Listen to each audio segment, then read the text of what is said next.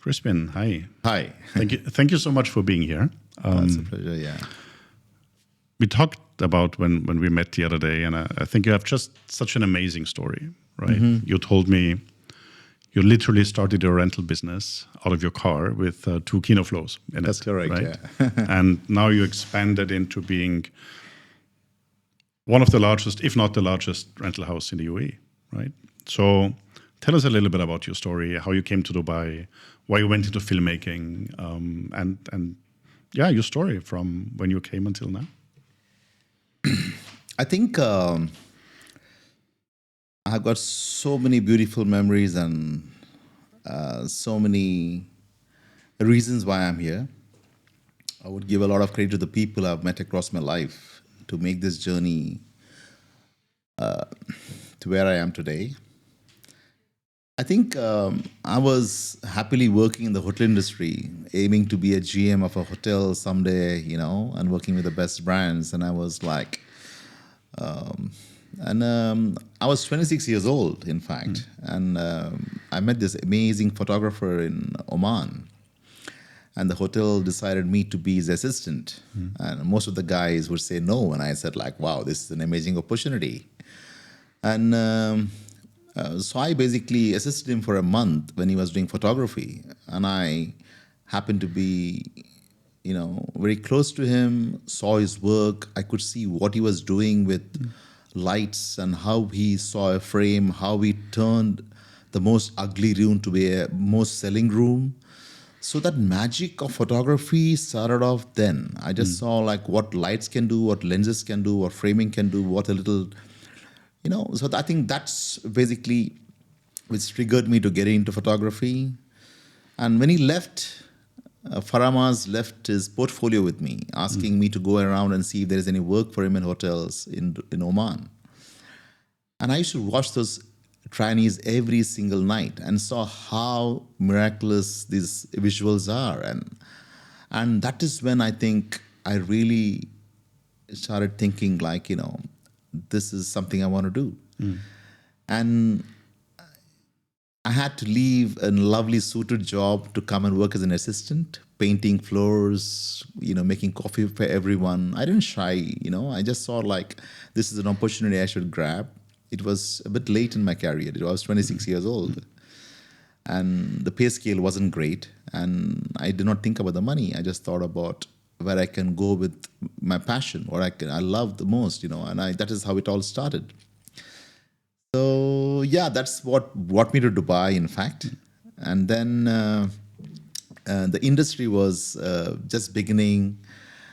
They were not like, there was no crew here, there was no equipment in this town. We had to wait for a makeup artist to be available, like to have a shoot day fixed, because there were only two of them here, I remember, good ones. And you came in 1996. 1996, right? Okay. Yeah. And, there's such lovely memories because still the people who I met those days are still my friends. I still miss the person who got me here, Faramaz. And if I didn't meet him in my life, I wouldn't have been doing what I'm doing. Yeah. At the same time, also, I met like lovely people like Tim Smythe, the founder of Filmworks. I met his Anthony Smythe. Shane Martin, I saw him directing the first commercial in Dubai. So all these things like, got me into, discovering myself more. And not to forget Nick Davidson, who basically, was the most influential person of my life. He took me around, gave me those opportunities, gave me that, encouraged me to do whatever I wanted to do. And probably I was very fortunate to be, meet those people in my life to be where I am. I think the industry supported me, so I want to give back to the industry. Yeah. And I think a big driver of your quest to build action film to what it is today is your fascination with technology. Yeah. And also the frustration that you had, at least in the beginning, of things not being available in the country, where production would come and they would ship everything and then they shoot and then they ship everything back again. Right? So true. I think in the initial days when I used to walk around with like people coming from the UK or elsewhere, every time we said, no, we don't have this one in this country. And I saw that it was a developing country. There was people were basically like coming with to shoot, and we looked stupid, we looked bad. So I said like someone has to do it, and I just said like let me start do my own things, and like not thinking about money. I just thought like let's make everything available here, and that was my intention, and that was the motive towards having I still remember in 2014 maybe Syriana. When they came in here and we shipped so much of gear from out of the country, I don't know why I felt so bad about it. I said like if Dubai can get such a big movie and there's no equipment, it doesn't make sense. So they shipped a lot of gear here. And that also was one of the, triggered me to like, well, we should have something world class in this country. And that's one of the reasons also I wanted to make something big, make something, that I need to be in par with how Dubai is going. And that's one of the reasons which I wanted to be the best rental house in the region. But then again, as a rental house, and I think you mentioned that there is sort of a split between a lot of gear is sitting on the shelves while a part of it is rented out, right? It's like, I think it's 60-40 split, where it's at 40% is gone and the rest is like waiting to be rented, because you need a certain amount of equipment in order to fulfill requests that people have, right? So that is quite a big financial obligation that you have, right? So how do you like sleep well at night, knowing that there's a lot of money you need to put in, there's a lot of risk, you have a lot of employees, obviously, that you are responsible for. How do you see that? I think in any business you do, or I would not consider, sorry, I think the wrong word I use, business. I think it's understood around the world, that in any business you do, I don't think so. You need to have everything to cater to different people. You can't say, when you have a menu, not everything sells in a menu, right? Everyone has got their choices. So you need to be prepared for anything they ask for. So that's a similar kind of a thing. We need to have everything available in the shelves. And there's always, I've been very fortunate also that my choices are made with the technical expertise I had, and also traveling around the world, talking to really top-notch people around the world, who also help me to decide and judge what works and what doesn't. Also, me being a technician, I understand what can work, what can't, it's sometimes I don't feel bad about it. I think it's the nature of the business, and also when we have it, we feel proud about it. If we don't have it, we feel sad about it. So it's better to have all that is meant to be here, and that helps us look good. So I don't feel bad at all about that, and it's a risk you take when you do something amazing. And they say, when it's burning, you're earning. So, so when it's out, I feel good. When it is not, I don't think so. I feel bad about it. This also like it's a little tricky nowadays because technology is changing fast. So you got to catch up with it. You got to like ensure that you get the best to this region. And I don't shy away from investing because there's always. There's not a bad investment. There's always, it always works. You got to go with your gut feeling, just make it happen. And, and I don't think so. I have, I think I have made some poor decisions, which is okay. But like sometimes you're surprised. Like, for example, there are certain cameras when I purchased them and I saw it didn't move for 6 months. And then all of a sudden, it just like people ask for the same camera. I don't want to mention brands because many people will be in trouble.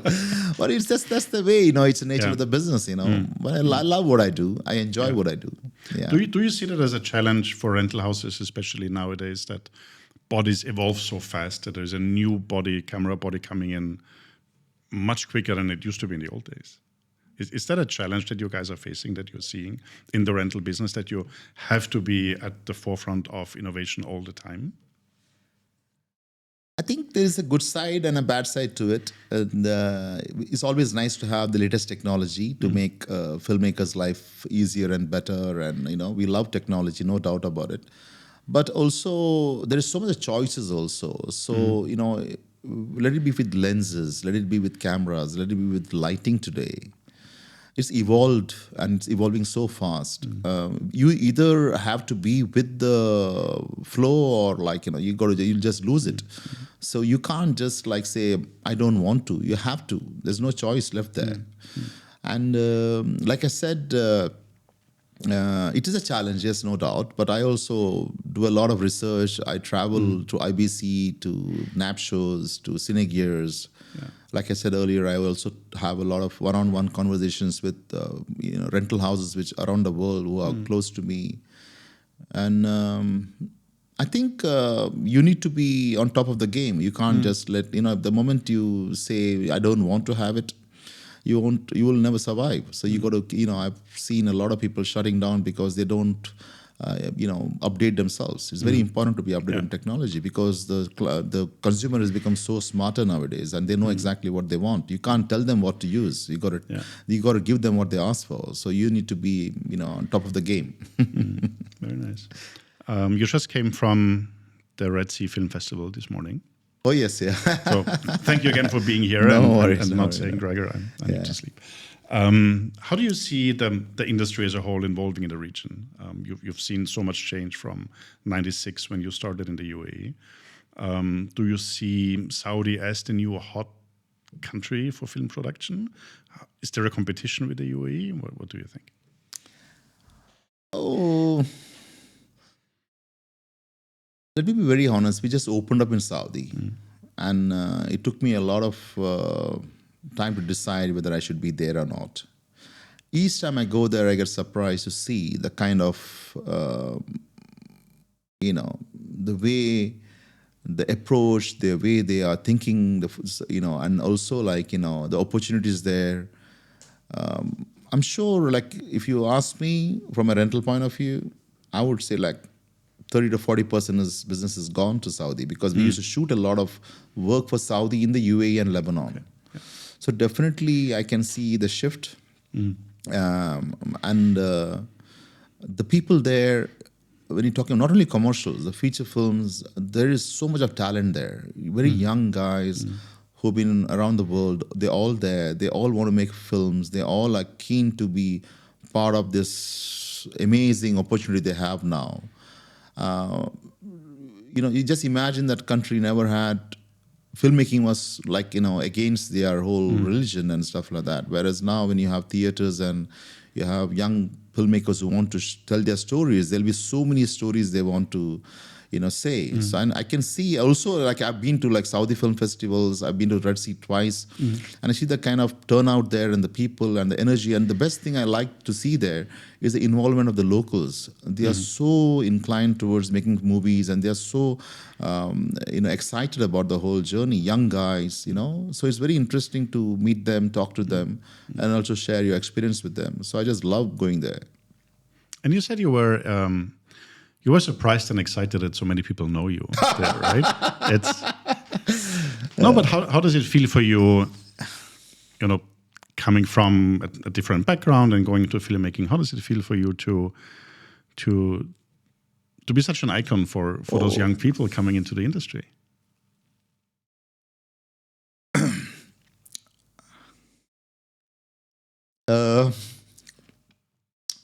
I don't think I thought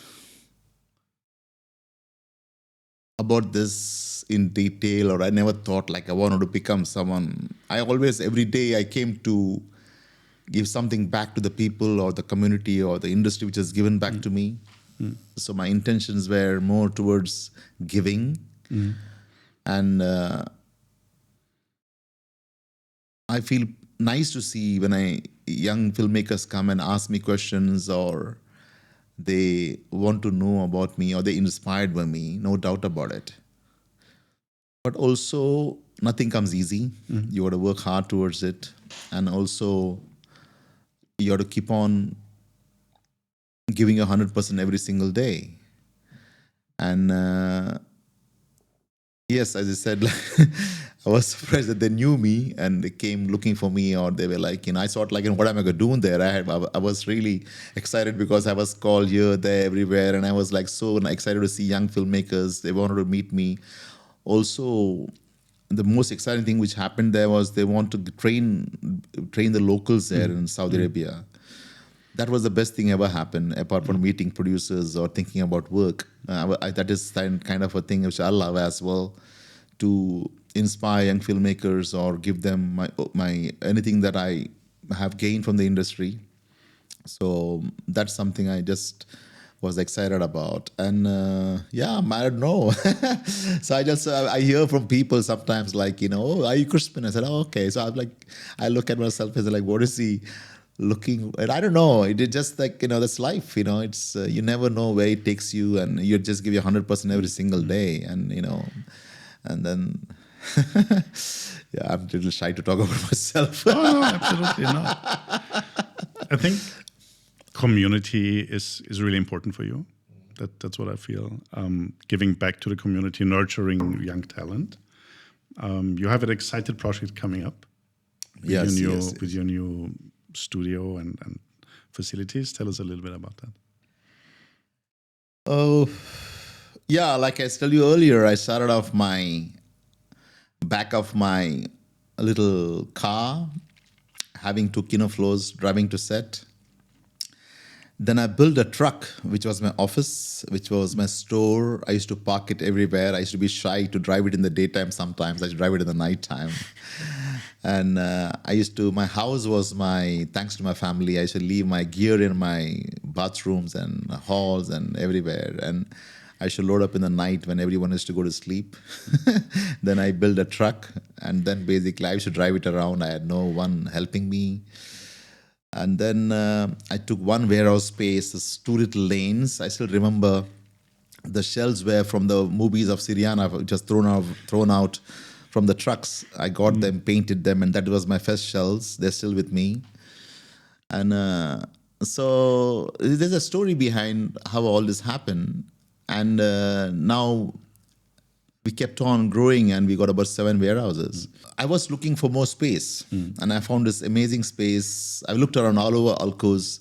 I didn't want to I wanted to be where there's a little bit more feeling towards the industry. I didn't want to go to a remote place and, So I was always looking around Alcos because I don't know, I got a very good connect to this place. And this place has given me a lot. The Creative Zone is called now.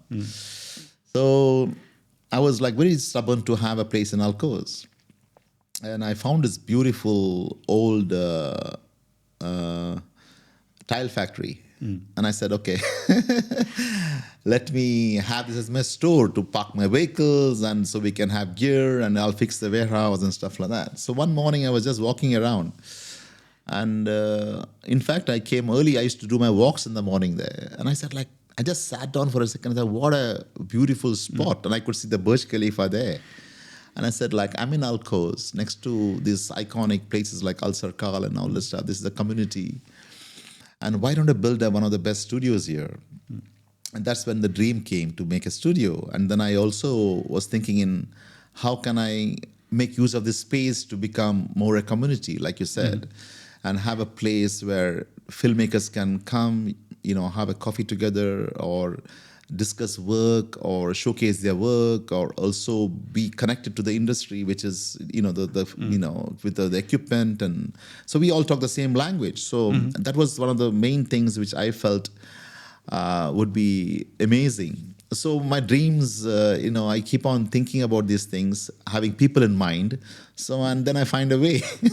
If I think about myself, probably I'll be thinking about myself. I always think about everyone else as an industry and as an individual. Like, there are so many young filmmakers coming to this country every day. So they need to have a meeting point. They should come and be encouraged. They should be like given the opportunity. And also, like I've seen around, there are a lot of bikers cafe. There's a lot of places where, so I just think like, for the film community, there's nothing here for the young, photographers and stuff like that. So I want them to come and feel the place, understand. So that's what my dream is. So probably early next year, I would say mid next year, sometimes it'll be up and running. and it's a dream project of mine. And I always believe that, when you start something or do something, you don't need to have the money. You need to have the intention to do it, and it'll happen. And if you have the vision to do something, and money will follow. It's not about having, okay, I don't have the money to do it. No, if you have the right intention to do something, you can do it. So I look back today and I see okay, what have I done to myself? All these things. But deep inside, I feel good about it. I feel proud about myself sometimes. I feel sad sometimes, but that's an emotional thing you have, because if I can get up early morning and still be proud to go to work, I'm in the right space. Yeah. How does a typical day for you look like? Oh, The typical work. in the sense like work-wise, you mean? No, like you get up. I think you go to the gym early, right? So Yeah, I think I love being active. I work my heart. I like to just to be very productive, I would say. I used to be a DP as well, so I'm always like, they used to be saying like they never used to put a call time for me because this guy will come before anyone else. So also like when I sometimes I produce films also, commercials. So even then, like, they used to always keep it blank because there's no call time for Crispin. He'll turn up any time because then I love what I do. I enjoy what I do. So I don't feel tired. I'm like the first one to come, last one to leave in my office. I like to be there and, welcome everyone every morning. I got an amazing team. What I get from they are my source of energy, I would say, my team. And I'm blessed to have them in my life. I can keep talking about them forever because, that's one of the reasons why I am who I am, or we are who we are. We use the word we. And you also don't have a closed office, right? Pardon? You also don't have a closed office. I don't have an office for myself. I never have a desk for myself. Yeah. I have that concept of not having an office for me, not having a desk for me. Because you'll see me loading a truck once, or you'll be seeing me clean the garden or something like that, or you'll see me painting a floor, sitting with the editor, sitting with my accountant guy, having a laugh. So I think I like that thing. I don't want to have people who think that I am the owner of the company or I'm the boss there. Because they are so much more giving. They give more. You just make them feel comfortable, and you just you sit and have lunch with them, and they enjoy it. They love it. Yeah. That's not like this is not my business strategy, but it just comes from the way the personality I am. I don't like to be like, I don't want someone to come and knock the doors to enter my office. I like to go to them. I always tell them, I'll come to you. You don't come to me. That's my. It also keeps my steps going. True. Need to get those steps in. Crispin, you mentioned Syriana, which I think was an amazing movie with George Clooney. Yeah. Can you tell us about a project that has inspired you, or that was like one of its kind that you've done recently? Oof. There are many to mention. There are many to mention. I think I will always be proud about doing the Dubai tourism projects with Shah Rukh Khan for Dubai, because I'm associating with him, and also, having the best team in Dubai from the production side. Those are that is something like I will always feel proud about. Also, let me be very honest. For me, it's very difficult to say. I feel proud when like a Deja Vu is doing an amazing job. I feel it's my project. When Boomtown is doing an amazing job, let it be any production house, or any small filmmaker who comes to us and takes gear. I feel like I'm so excited, and I'm not about myself. I'm part of every single project. So that joy, it's like it cannot. I feel like I'm not about myself. I'm about everyone. Everyone is like working with us.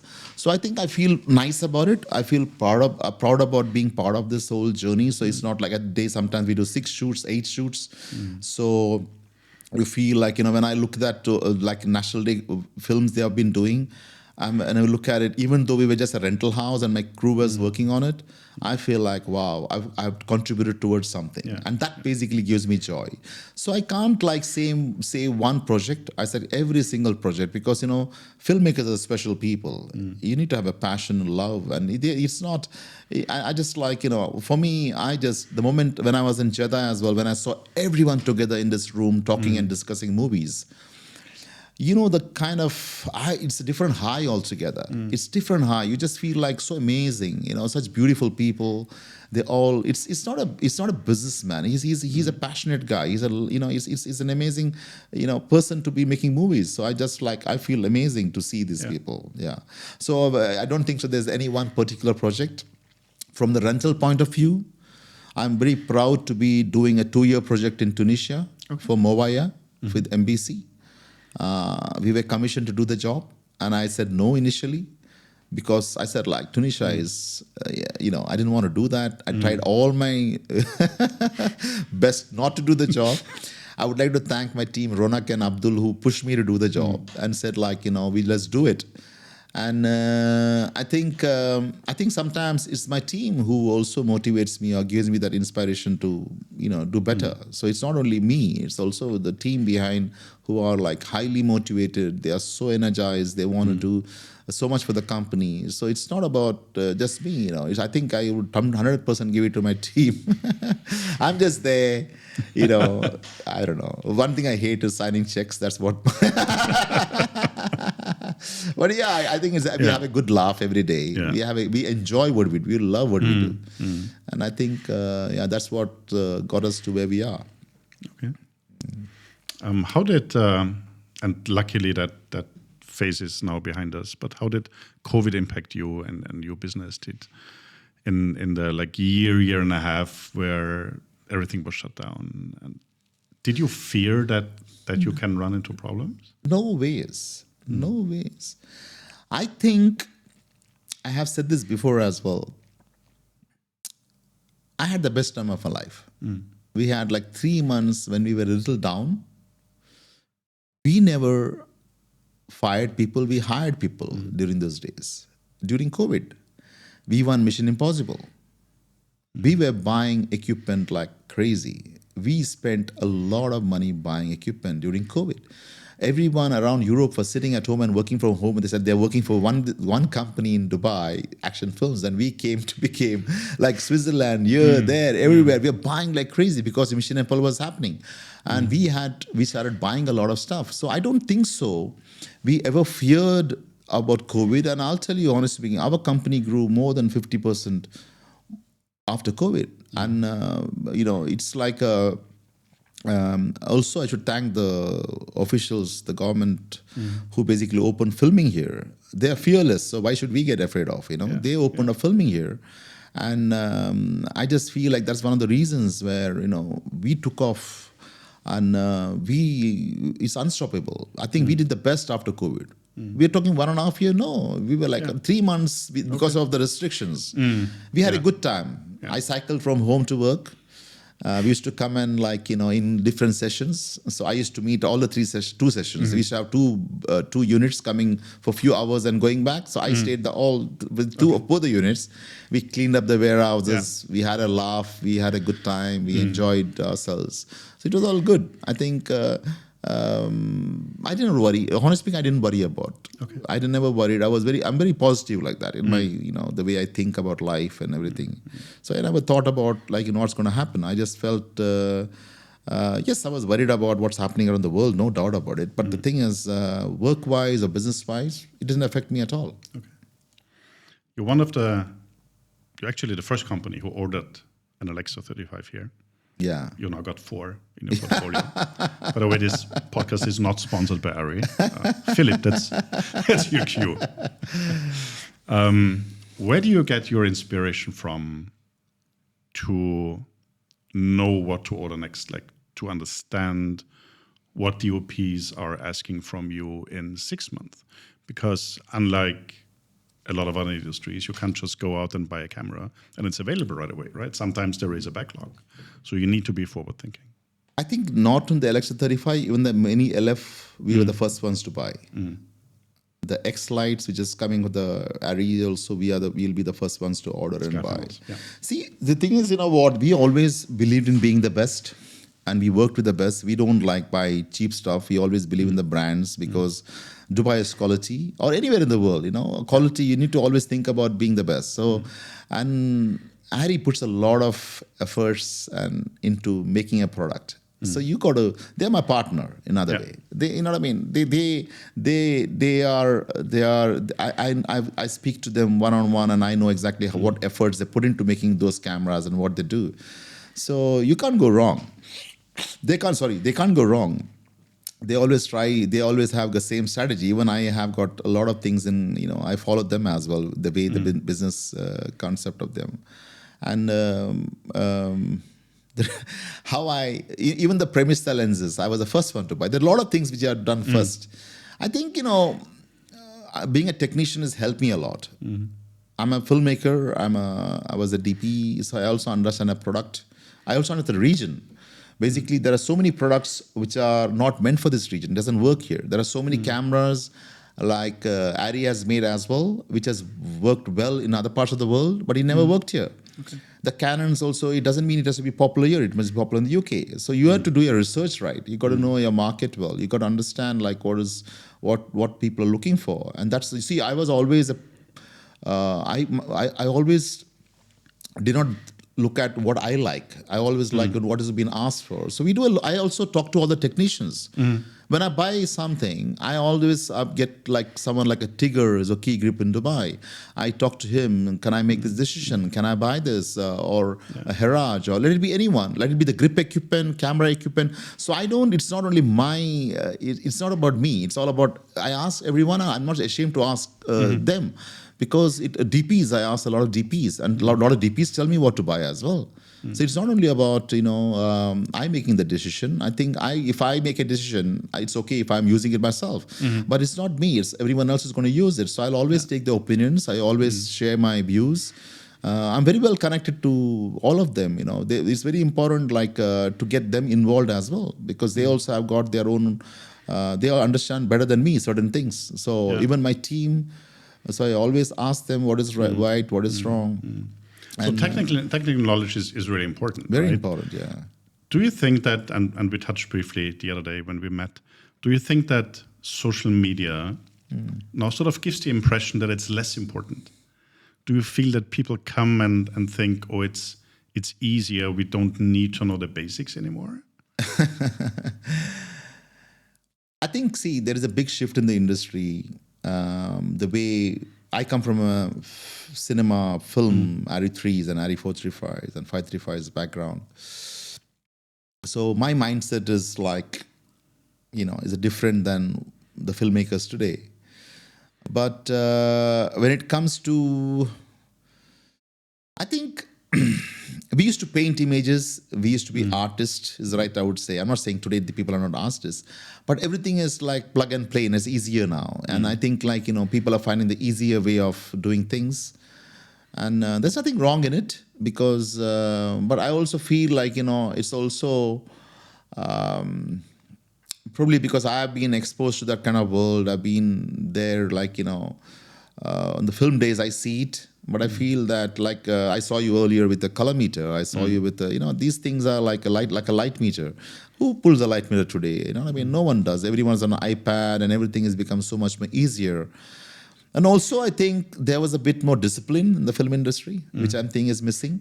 Okay, interesting. Sorry to say this one. No, but it's just that discipline says, like in earlier days, like there was no distractions. We never had mobile phones. We had no internet. So people used to more engage on what's going on there. Yeah. The monitor was our, you know, everything else was there. So everyone was watching the monitor. So you'd learn much more faster. But today, what's happening is once that's done, everyone is on like checking the Instas or the Facebooks or like, you know. So I just feel like, you know, the lack of efficiency, I would say the right word. You know what I mean? Lack of efficiency is gone. And also, you know, you need to be keen to learn because we are in such a beautiful industry. And I think if you give your attention there, you'll grow much more faster. If you don't pay your attention into those little things, you know, you'll have a day's job, you'll get your thing. But I just feel like, you know, it's losing somewhere. And that is what my opinion is. I might be wrong, but I just feel like, we were not distracted. We were all working as a team. We used to be all focused on that image, and we knew the value of film. We knew the value of set was like, when you say silence is silence. You know what I mean? We had like so much of. We felt proud about what we were doing. We were like, and we all went out there in the evening to cheer ourselves, had a drink, and I think it comes with it, like how everything is changing. So I can't blame the people who. So that's life. Yeah, but you also support young filmmakers and film students. I try hard to. Yeah. I love people who got a.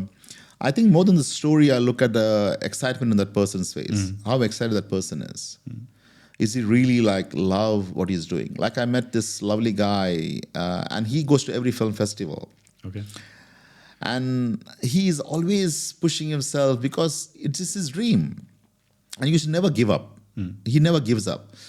And I like that he basically talks film. He writes about films, and he's always excited about films. And I feel that whenever someone comes with a script to me, I won't read the script maybe, but I'll see how excited this guy is about a project. And if I can help him in any way I can, I'll always, be happy to. So yeah, this is life, So you have to. It's all about like I always believe in giving, so I just feel good about it, And if I can contribute towards, I always believe that if that instead of lights in the shelves, it can go and like make some beautiful images. Why not? Also, I'm very like I look at the real situation and see if I can, if that person really deserves it. Why not? There are a lot of young filmmakers out there. There are a lot of students who are out there. We sponsor a lot of films for the universities here. Okay. I go also like giving, sometimes I go and give lectures in universities and the final year students if possible. If they invite me, I'm always there to help them and support them. And I think it's very important to see, young filmmakers doing very well. Yeah, but only thing is I also feel they're finding the easy way out. Everything has become so like, everything has become small. So I think, what will happen for the future, where we would have someone who wants to be a lighting cameraman who understands technology and to, run the set like the way DPs used to, So for me, like, I love DPs and I love the way they control the set and imagine they're painting an image in their mind, and then it comes on to you can't just like go on the day and say I'll do this one. He has to literally visualize and see and feel it before he even opens his mouth. So right from the list he puts, the lenses he uses, and the cameras he's going to do. So he's already got it in his mind, that painting, and does so much of research. So I think people are finding the shortcuts nowadays, and I just feel like, what will happen in the future? Will we have enough DPs who are so skilled to make those movies, Yeah, that's an interesting point, talking about the future. I mean, if you look at movies like The Creator, who have been shot on an FX3, the latest Apple keynote was done on an iPhone 15. And the last year and a half, we've seen how artificial intelligence has sort of exploded into our industry, into the creative industry, from looking at scripts to extending like virtual sets. How do you see the future? What do you see the next 5 to 10 years? Will we still be using cameras in 10 years to make movies? Or will we sit and chat with an AI? I don't know. So honestly speaking, this is something probably like I would not have an answer, because I'm not a fan of those technologies. I think we got to just wait and watch what happens, because even like nowadays virtual filming happens. It does not only about having a screen there and you just point and shoot. You got to do a lot of planning much ahead of the filming, and that also is something that people got to use to it. And I don't know when it's going to happen, because it's too early for people to get that mindset, because in Dubai or in this region you always like everything is very last minute. And also it's not only about the screen, it's all about even the lighting, how to understand how to light those subjects, how to basically, the art department plays a big role, and how you prop them also, foregrounds and backgrounds. There are limitations But yes, it makes life much more easier, and it works for certain jobs, not for everything. I always believed in going out there and making films on real locations, and that's my I just love doing that. But it depends on like when the 5D came, everyone shot on the 5D, and then that's how it's all started. And even with the camera, there's nothing wrong with any camera. It's all about how you light it, what lenses you're using. I don't know. I just feel like it's a personal choice, I would say. And the future, I don't know. I just think I should not talk much about it because I'm not a great follower about technology. Let me be very honest. I just live by the day, and I just see whatever is best. I just go with the flow. Yeah. What would you? Okay. The only thing is maybe I need to stop my business because there won't be cameras anymore. But it's okay. That's life, I can't see there's any. Even I have shot with the PD-150. I've shot with the Canon XL1 and XL2s as well when I was a cameraman. And as far as those days, if you knew how to light it, you can make images beautiful with any camera. It's not about a particular lens or a camera. If you're in the right time, in the right place, and if you light it well, you can make any. It was amazing those days. Maybe now people the eye is used to seeing images in a different way. So it's always, you'd follow the thing. Other day I was talking to Daniel Tudano, and he was telling me about how amazing it was for him to see the results of the Alexa 35 compared to the Mini. He used to be a big fan of the smaller camera, but when he shot in two different cameras, he saw the difference. Yeah. So then you just feel like, wow, this is amazing. Then you got other DPs who love the Sony Venice. So it all depends on it's a personal choice as well, Yeah.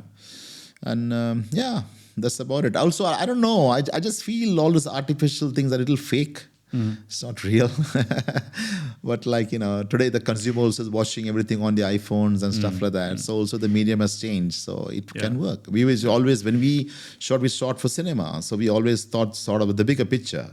Yeah. Today everything is getting smaller, so you can live with it. You can, you can get away with it. So funny. I talked to a color grader the other day, and he said, we professionals look very detailed at the frame, and then we correct stuff. And at the end of the day, the consumer is watching it at night with night vision on the iPhone, and doesn't even see all the work that goes into it. Yeah, it is very strange because also with so many different monitors around nowadays. So every monitor's got a different look. Yeah. So what are you judging? What are you looking at? Sometimes you can be fooled by that monitor because it's so backlit and it works okay for you to see an image. But the viewfinder is the best way to judge your thing. Of course, earlier days the light meter was. Yeah. But sometimes those monitors can fool you, and but you got to be careful when you're choosing the right monitor to judge your exposure and stuff like that. Yeah, but I mean, we can keep going on about this because I also I also, like I said, like earlier, I always talk to DPs, I talk to technicians, I talk to that they help me also to make the choice of what we do. It's not about what I want; it's all about what you guys want. I think that should be it should be very open-minded about that, and that's the way. Can I be very honest? Sometimes I come in and see everything on the shelves are gone. I said, hey, you won't believe. I said, everything that we own is gone. We don't have. Just keep on ordering. It's like at Aktionfilmz is always like every single day there is something coming. I get fed up sometimes. But that's amazing that the choices we make are working. Like you asked me a question earlier. How do you make the choice? It's not me. It's the people who make the choice. I can only think 30%, but the consumer is making the choice, what they want. Yeah. So I have to follow them.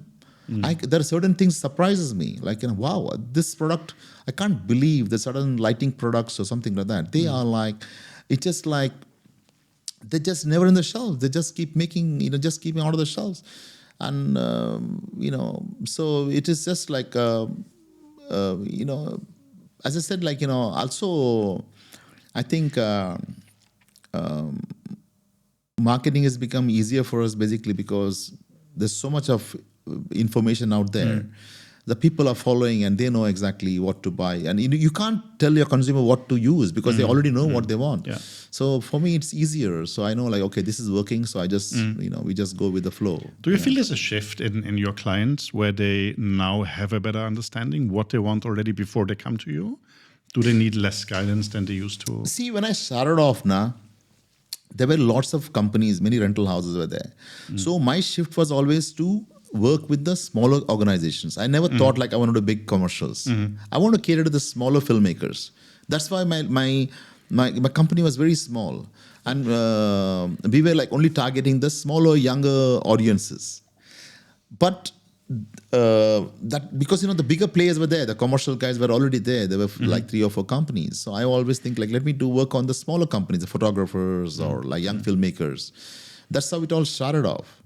And the shift, of course, yes. Not only in the rentals, it was also the filmmaking style has changed. Like the dollies are less used nowadays because the gimbals are there. People used to be worried about getting a Steadicam guy. Today, every job there is a Steadicam operator. The Ukraine arms were not used as much because they're an expensive toy. It was expensive. But now every job, if there's a car shoot, nobody's rigging anymore. Earlier days, they used to have rigging for every camera move. They used to rig the cameras. But nowadays, everything is done on the Ukraine arm, which is called now. So I think the whole filming style has changed a lot, and people it's more affordable, is more available on the market. So I think, and also another thing is also, as a rental house, you got to be careful because a lot of people are buying equipment. Earlier days, people used to never buy equipment. Now people are owning equipment. Photographers, let it be young filmmakers, they're buying equipment. So you got to be clever in what you're buying as well. What you can't say I don't have it, but you got to be careful in your choices you make. Yeah. Yeah. But that also opens up the industry as a whole to more people, right? To get more creative people into the industry because it is more affordable. Yeah, right? I think so. I also earlier days, I know how much I struggled to find Ari as a dealer or to buy from Ari or from, I used to wait for them for years sometimes. But nowadays, everything is available. You got stock here. I should thank all the people who stock equipment here. Also, like service centers are opened up here. So I think it's a big change in what's happened here. And as I said, you got to be with the, what's happening, the current situation. The moment you let go, you'll be out of the business. You got to be careful. Yeah, you got to be on top of things. What's your number one advice for somebody who wants to break into our industry? To be successful? I don't think it's the word successful. It just, see, I think I would not say filmmaking is a passion. And in anything you do, you always give your 100%. You just don't just do it half-heartedly. You got to go full on. You got to just have that, if you just do it, every job you got to do thinking like I'm going to win something out of this one. I want to make something amazing out of it. And unless you dream, you'll not achieve. So you got to dream, dream big, and be honest to your craft. You got to be honest to your craft. And I think I'm still learning today. Okay. So if you think the day you think like I know, then you'll stop learning, and that's your downfall. I think you should keep learning every single day. I learned from my accountant. I learned from my office boys. I learned from everyone. Everyone has got. I'm so inspired by them. And you got to keep learning. You got to just give your 100%. Always be honest to what you do, and then success will follow. It doesn't need to be like I don't think so. Anyone will plan. You can plan something. You got to just go with the flow and just make sure you give your 100%, and that's about it. Life is beautiful. Wonderful. So to summarize your journey, you don't regret not being a hotel GM now, right? No, I don't know. The thing is, I think also see what happens. Everything you do in life helps you. I see it as a positive because you learn about client service, you learn about service, you learn about caring for people. So in anything you have done in the past, definitely your journey helps you in whatever you're doing later on. So I just think that also has played a major part in making the person who I am.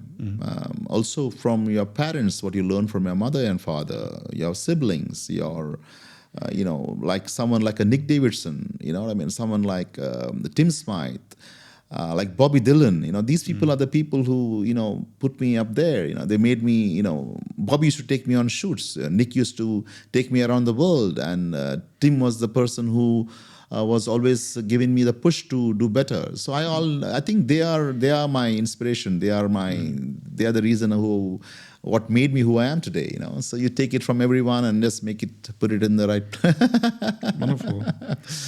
Yeah. Perfect advice. Thank you very much, Crispin. Thank you so much. Thank you so much. It's really a pleasure, and thank you for having me here. Yeah. Thanks. Thank you for what you're doing for the community. Thank you. Thank you. Thank you. Thanks.